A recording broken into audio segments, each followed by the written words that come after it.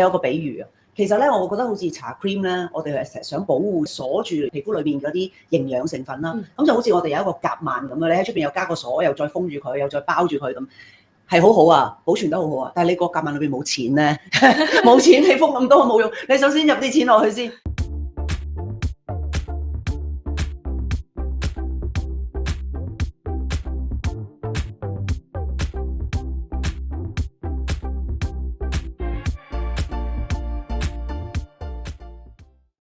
Hello， 歡迎大家嚟到 Beautypedia， 我係子珊 Kenny， 我係 Eric。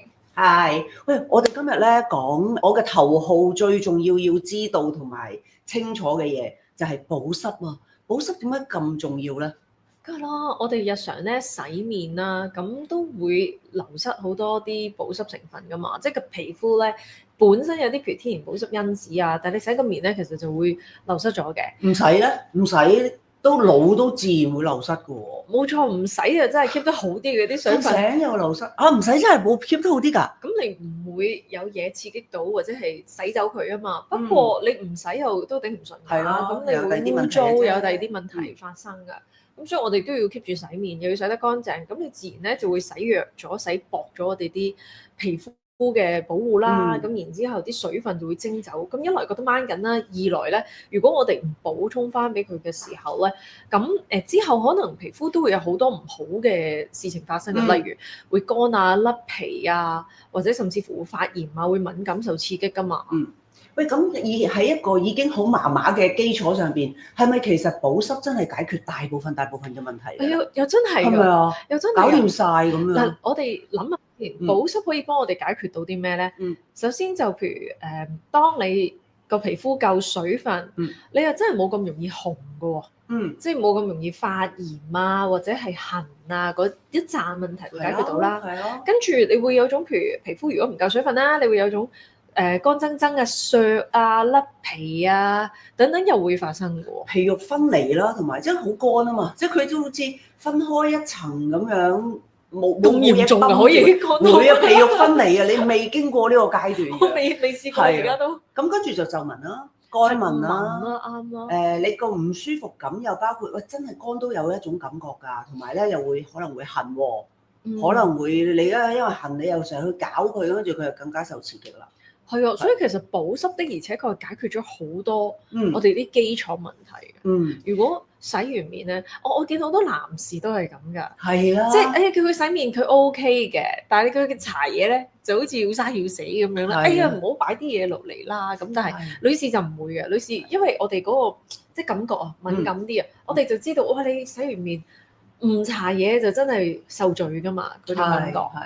咁我哋講緊啲即係幫到保濕嘅護膚品，其實就唔係話，喂，如果我哋淨係講緊喺個面嗰度噴濕佢就係濕，咁啊梗係容易解決啦個問題，即係面都要噴啦當然。咁但係其實最緊要就係，其實原來我哋裡面乜咁難去 hold 住啲 moisture 嘅咩？即係一 hold 咗落去，瞓醒又乾晒啦咁樣，或者化個妝2個鐘又乾晒啦咁。其實我哋係咪裡面係好難去捉住啲水嘅咧？喂，你講得好啱。keep 住佢呢一樣嘢咧，就係即係我讀書嘅時候咧，會讀嘅一個部分嚟嘅。就係保濕係真係有分底同面嘅。其實大部分嘅產品啦，其實佢哋係集中做嗰個保濕喺個面頭嗰度嘅。即係當你搽個 cream 嘅時候，就好似俾一個嘅保護膜佢咁樣幫佢科封住，咁啊即刻咧你皮膚而家就弱咗啊，水分流失啊，我而家就幫你搭翻個帳篷擋一擋先，咁有呢種感覺嘅。咁但係咧就長久嚟講，可能有一啲嘅皮膚問題啊，佢都好難幫你叫解決得到。因為你都係叫做外援啦，外來搭建一啲嘅屏障俾佢咁樣啦。咁所以咧另一種嘅即係我自己比較推崇嘅，就係你都要。唔係淨係做面頭搽個 cream 噶嘛，你都要俾翻啲譬如精華成分佢啊，做一啲由內而外嘅保濕。咁有一啲嘅成分咧，佢的而且確咧，你當咧俾咗啲原材料我哋嘅皮膚，佢有咗呢啲原材料之後咧，咁我哋咧就會做翻一個比較理想啲、好啲嘅生理過程啦。跟住咧就可能自己會生產多啲譬如天然保濕因子啊、分子丁啊等等嘢，去幫我哋 hold 住個水分。即係嗰啲就可以 hold 住啦，即係喺裏邊你搽咗落嚟。跟住我包住先，即係唔好俾佢流失啦。我哋成日講流失嘅意思就係我覺得有兩個層次嘅，因為入咗去其實根本你都冇 hold 住，即係啲錢袋俾咗你，你其實都冇袋過落袋嘅，就走咗出去啦。咁嗰啲叫流失啦。第二就係真係嗱，你嘗試 hold 住啦，但係佢好鬆懈啊，因為隨住年紀啊，隨住我哋個環境 hold 唔到啊，又走咗啦，又走咗啦咁樣。咁你即係喺出邊係咁封都冇用㗎。咁所以就係兩邊都要有嘅，兩邊都要有嘅。咁我裏邊點樣可以強啲咧？我 hold 唔住嗰下。首先咧就兩邊係冇衝突嘅，即係我哋唔會話我淨係做一個外面嘅表層嘅保濕，或者淨係做個底層嘅保濕能夠解決得到個問題。其實係內外夾擊嘅。咁內外夾擊得嚟咧，如果你話係要一啲譬如細分子啲嘅成分，佢係幫我哋喺身體裡面可以做到個效果啦，係。但長遠係幫我 hold 多啲水分嘅話咧，其實真係有嘅。譬如維他命 B3啦，呢個係其中一個成分可以做到呢個效果咯。所以點解我係咁推崇呢個成分？係咯，即係你嘅產品裏邊，你真係成日都強調 B3係個底嚟㗎，B3係個底嚟㗎，即係我哋一切嘅基礎嚟，即係長期不斷咁樣去補充 B3。點解 B3咁重要咧？喺保濕裏面，其實咧第一件事啦，就因為佢可以令到我哋生多啲分子丁。同埋生多啲天然保濕因子嘅，自己係啊，佢會刺激到我哋皮膚會係產生多啲咯。咁於是乎咧，就呢啲成分都係皮膚裡面幫我哋去找住水分嘅，令到佢會強健啲㗎啦嘅一啲嘅營養嚟㗎嘛。咁所以咧點解維他命 B3喺我心目中啦，即係無論你配搭啲乜嘢都好啦，都盡量係個核心嚟嘅。好多嘢都係要有水分做個基礎咯，你先至可以生 collagen 啊，或者你先至可以對抗個陽光啊。咁嗱，琳琅滿目嘅好多嘅產品啦，嗱保濕我哋就個個都知㗎，要補咁樣。咁於是就我哋去揾啲產品就係好多都會要強調有 B3啦，即係我哋點樣搽或者係乜嘢嘅程序或者佢乜嘢嘅 form 啊，即係佢係 B3，佢係水啊，係一個精華，喺一個 cream 度加啲 B3啊，我哋應該點樣諗自己保濕呢件事咧？因為咧，我覺得啦，即係作為我自己做護膚品配方啦，咁維他命 B3咧的而且確係一個好細嘅分子嚟嘅。即係入到，佢係可以入到我哋皮膚裡面㗎嘛。咁所以咧，我覺得佢擺精華咧，當然係一個絕配嚟嘅。因為呢個步驟咧，就係你可能洗完面之後比較早嘅一個步驟啦。你未必會想精華裡面咧就冇呢樣嘢，跟住到 cream 先嚟擺㗎嘛。咁你梗係將啲你最想吸入人體，跟住又可以幫你由內而外，係叫做即係增強皮膚啊，或者係長遠做到個保濕嘅成分喺一個精華度出現咯。咁所以點解咧？你見到我係精華嗰度去擺呢個 B3，係啊，呢個亦都係你個王牌啦。即係我同 Ingrid 都係嘅，係佢教我嘅。總之咧，你甩佢唔到㗎啦。你長遠咧都係洗完面咧，你即刻盡快最早嗰一層接觸到 B3，即係令到你裡面嗰啲細胞更加能夠 hold 住啲水，即係 keep 住喺裏邊。我有個比喻啊。其實咧，我覺得好似搽 cream 咧，我哋係成日想保護住啦嚇，即係鎖住皮膚裏邊嗰啲營養成分啦。咁就好似我哋有一個夾萬咁樣，你喺出邊又加個鎖，又再封住佢，又再包住佢咁，係好好啊，保存得好好啊。但係你個夾萬裏邊冇錢咧，冇錢你封咁多冇用。你首先入啲錢落去先，入到去滿晒，再去封住佢啦。咁呢個就係我哋護膚嘅程序。好多朋友都問，我要搽一個護膚品啦，我搽邊樣先咁樣？咁其實都有一個幾容易記嘅理論，就係你嗰啲分子越細越入到裡面嘅，你就搽先，跟住出邊嗰啲係開始係封住佢啦，保留住營養啦。咁呢一個 serum 就係即係 B3嘅 serum 啦，我就會係永遠係洗完面之後第一樣嘢搽先咯，日日搽，每次洗完都搽。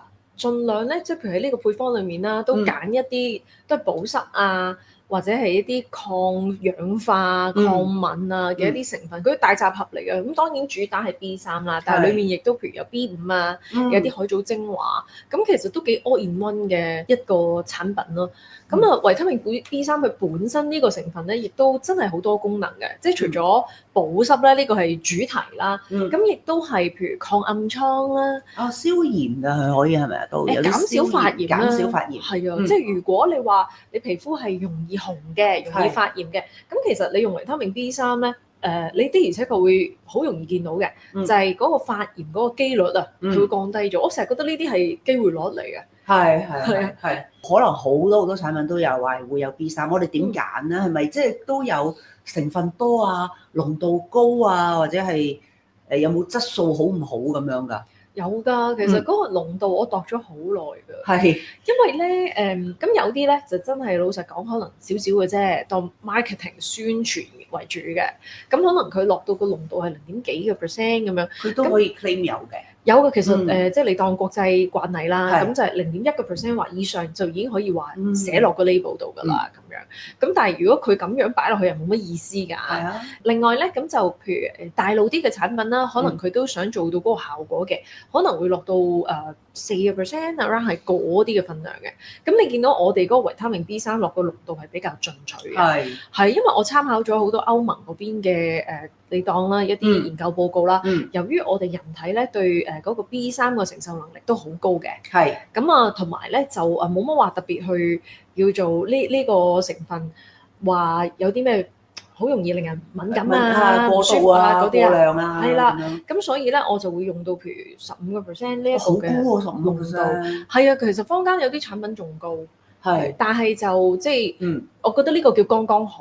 係啦，其實咧都知道係有啲朋友係會追求要會唔會15之後試下20啊咁？我有聽過有啲朋友係會比較敏感嘅，即係太高啦咁樣咯。我自己就覺得呢一個濃度啱啱好，即係真係我由識你咁耐就一路都用呢一個，用咗6-7年，其實咧都真係改善到我嘅嗰種乾嗰個情況啦。因為個底嗰個乾咧係要時間去慢慢去俾翻佢啦。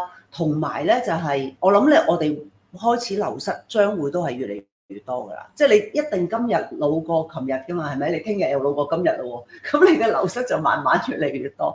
所以你嗰個補入啲水入去夾萬嗰呢一個咧，我覺得要即係長期做咯。真嘅，反而咧就有啲朋友因為佢唔了解就係維他命 B3呢一種成分或者呢啲精華嘅原理啦，就會同我講你嘅精華唔夠潤喎，因為佢可能用開啲精華嚟嘅喎。係啊，我心目中精華就應該係要打底嘅喺裏邊嘅，就唔係話浮晒面整個好厚嘅 cream 咁樣。呢個就係佢嗰個由內而外嘅。咁我又想講喎，即係個精華潤唔潤咧？嗰種潤咧，你真係要對自己搽咗一啲產品之後咧，你要有真實嘅感受。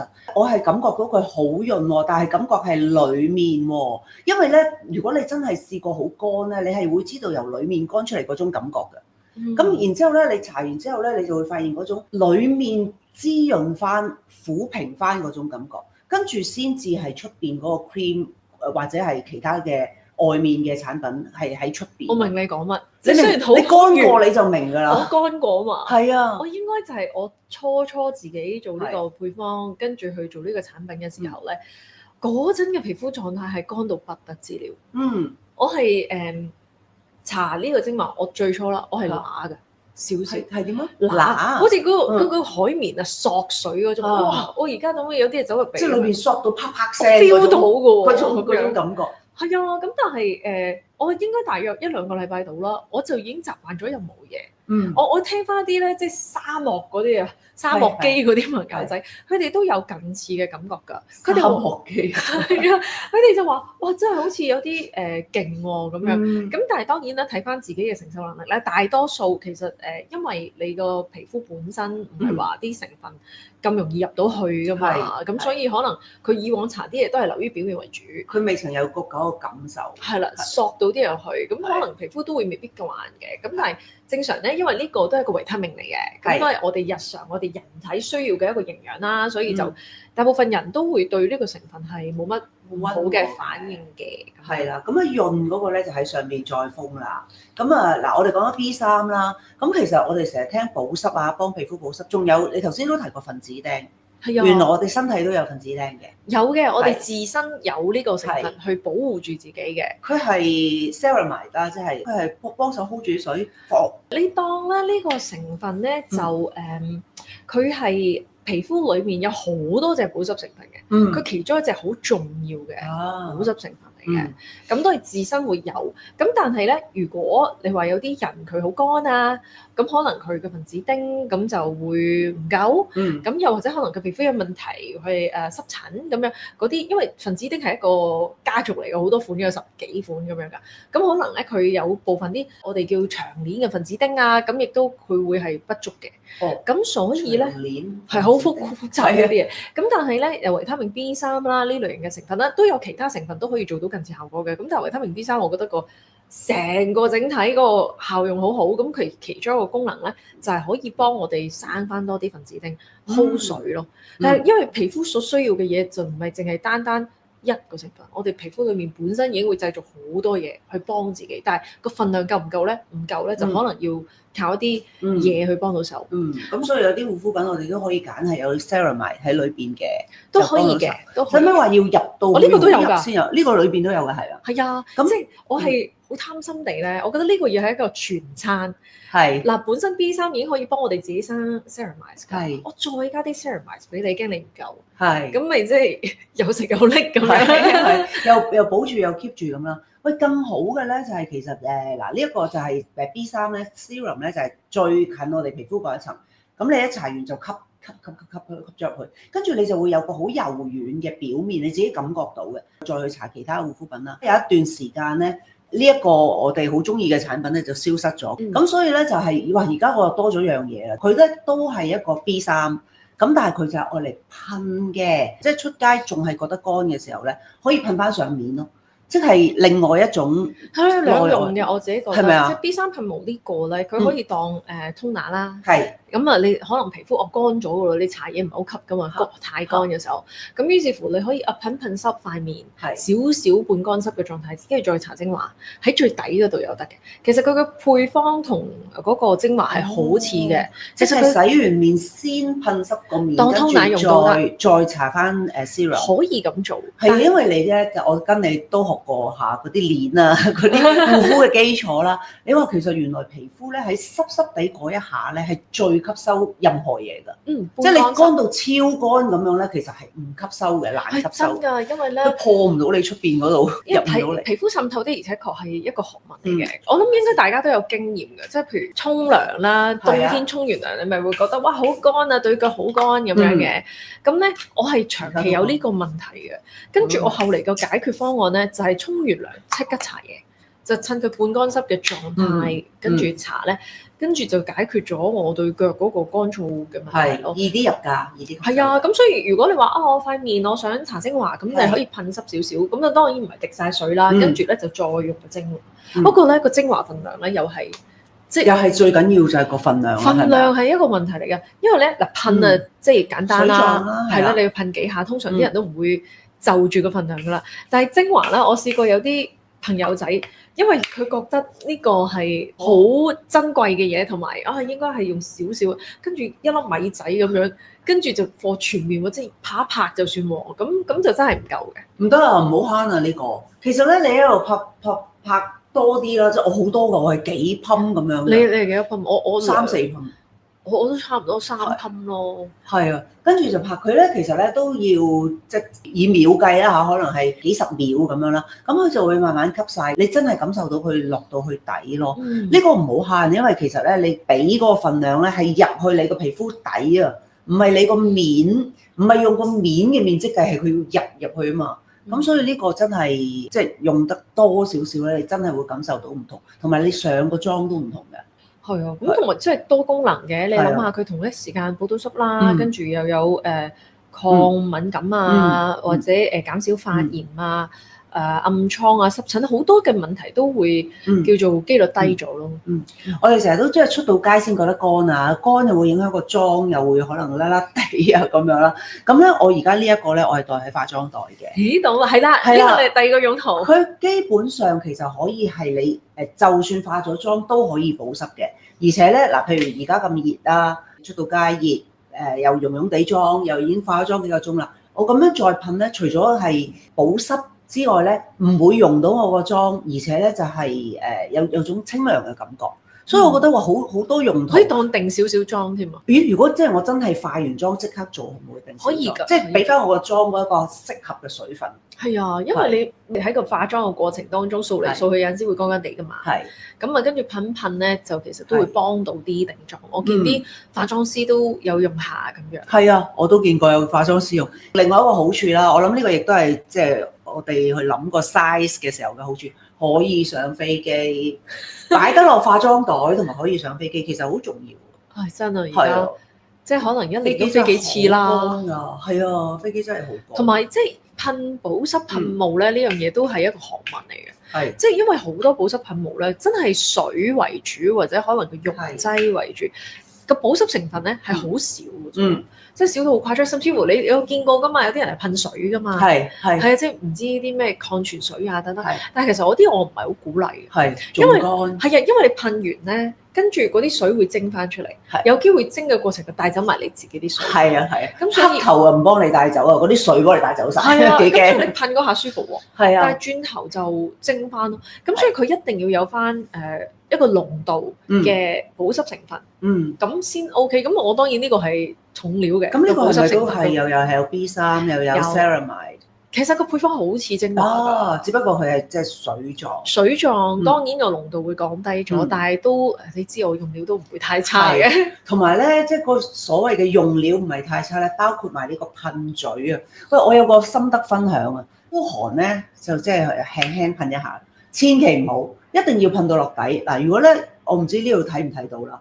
如果咧你輕輕噴咧，佢嗰個角度咧同完全噴一下個角度係完全唔同㗎，即係咧其實咧你撳到落底咧，佢嗰個角度咧係啱啱 cover 晒你個面，咁即係話嗱，你都唔係噴一下啦，譬如我咁樣，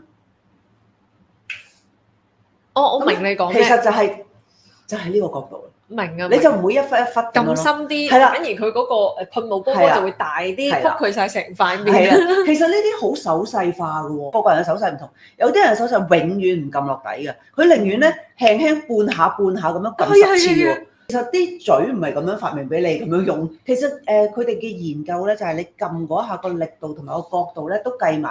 而家啲靚嗰啲噴嘴咧，其實佢係叫你噴面嗰啲咧，真係俾你噴成塊面㗎。呢個攞晒獎㗎，之前喺歐洲。係啊，呢一個噴嘴係啦，所以你唔好嘥咗佢嗰個設計幅度咧，係啦。佢呢個之前係曾經攞過個噴嘴啊最佳設計獎。係啊，因為佢啱啱你撳一整下，然之後你係大概係咁樣6寸至10寸嘅情況啦，就係啱啱你對住個鼻尖噴嘅話咧，你就啱啱呢個成個幅度噴晒。我想試下，係咪啊？係唔好噴半下，係啊，啱啱成塊面。係喎，係啊，所以就反而係好似周圍都覆蓋到喎。係啊，所以其實好多噴嘴其實佢個設計都係你係要撳到落底嘅，咁先至抽啲。係啊，抽起嗰個佢喺個管裏邊嗰度全部啊。如果唔係你成日都棘住都係即係少少咁樣咧，係一個物理嘅問題。係啊，不過就呢兩個產品就係 B3。ceramide 我哋就係成日都講話係保濕嘅其中兩個重要嘅成分啦。咁我哋揀啲護膚品嘅時候都要揀啲有 B3啦。咁應該仲有嘅，我哋下次講下。